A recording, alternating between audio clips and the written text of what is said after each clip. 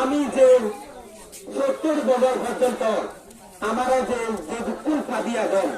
আমার বঞ্চিত লাঞ্ছিত থেকে শুরু করে করাপশনের রাখে আমি যে বঞ্চিত ওই এজির আমি সেই বঞ্চিত তুই মুক্তি পাইতে একমাত্র এই রাজা যে তার নেতৃত্বে মহারাজার যে নেতৃত্বে তার ত্রিপুরা মোটা দণ্ড চলে জানে বলে তার এখান আইডিওলজি আগে তো সে অনুযায়ী আমি সে কাজকে ঘুরে ফেলে দিই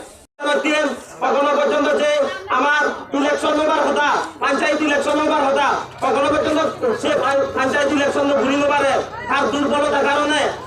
ইকুনো যে পঞ্চায়েত যদি ইলেকশন করে দেওয়া হয় সে ছুটি যাব সে জয়ী হইতে পারিব তো সে বিষয়ে দিয়ে তেওঁলোকে ইলেকশন নকৰে ভাবি লওক তো আমি পরিষ্কার ভাবে হদাংশে ইকুনো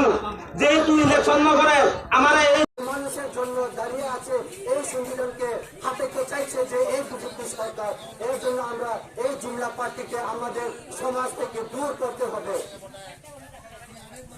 কিছু বলতে চাই এই যে বিজেপি সরকার সবকা সাথ সবকা বিকাশে বলে আগরতলা নগর পঞ্চায়েতে ইলেকশন করে যে পার্টি জিতেছে সেই পার্টি কোনো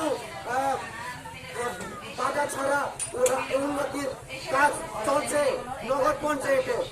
আর আমাদের 587টা ভিলেজ কাউন্সিল আছে সেখানে রাজনীতি করতে দেয়নি।